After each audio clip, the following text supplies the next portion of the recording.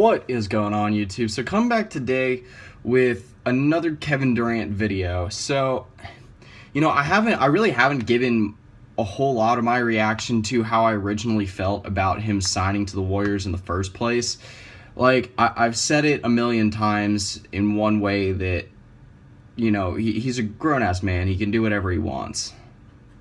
Now, I want to delve a little bit deeper into the situation and talk about something that just came out yesterday, which is, one, Russell Westbrook intends to stay in OKC,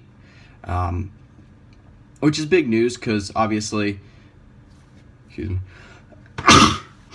me. So, it's big news just because he's been one of the biggest he's been part of some of the biggest trade rumors of the 2016 NBA offseason.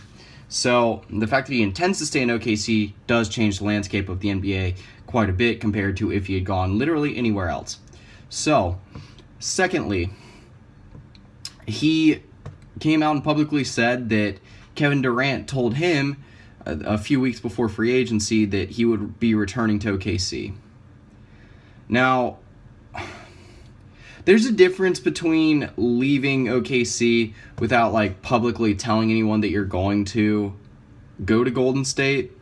Yeah, I mean, there were bad parts of the situation. Like I said, obviously there's the parts, there's the whole, they lost to Golden State and then he goes to Golden State thing, which isn't the best move ever, I'll agree, but still I think people need to stop attacking him just for that. Now, that whole thing, if that is actually true about what he did to Russ, that's not only one of the most annoying things you could ever do to tell your teammate and other star player or other superstar on the team that you're coming back. You just blatantly lied and then didn't tell him why, didn't keep any contact with him after. That's just kind of a bitch move. So there's two parts to that. Either way, Kevin Durant made his Oracle Arena debut as a Warrior, not in the Warriors uniform, but playing for Team USA last night. So, get into the second part of this video, and that is the effect that Russell Westbrook has on this whole situation and the fact that he's staying in OKC. So, a lot of people have Russ chalked up to be one of the top 3 players in the NBA this year, statistically. In fantasy basketball, he's actually rated as the number 1 overall player right now.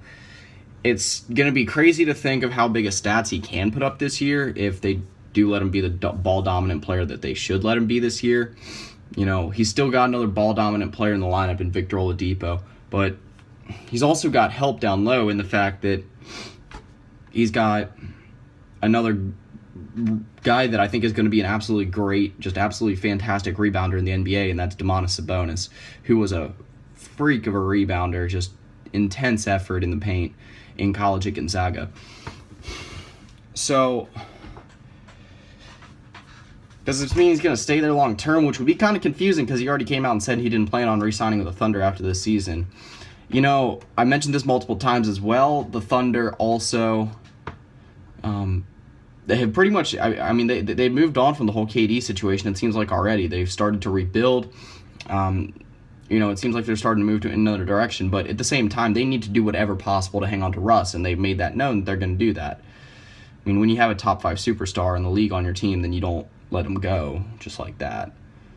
If they're able to get Blake Griffin next offseason, that might change the landscape a little bit, but at the same time, they're not going to outdo Golden State right now, in my opinion. Russell Westbrook also said that this whole thing has motivated him to be able to beat a team like the Warriors. And I'll be honest, a team like the Spurs right now, they will present some serious matchup problems for the Warriors. Just with all the size they have in the paint and all, the fact that you got LaMarcus Aldridge and Pau Gasol down low, that's a scary combination to have against a Warriors team that's going to be starting Zaza Pachulia at center. And then a guy who's 6'6" or 6'7" at power forward. A guy that could probably barely guard Kawhi Leonard. So that'll pretty much do it for this video. Like I said, I wanted to make a little combination video of my reactions to both things that came out in the last 2 days. Just more fuel to the flame for this whole KD and Russ situation with Oklahoma City and Golden State. So that's pretty much it. See ya.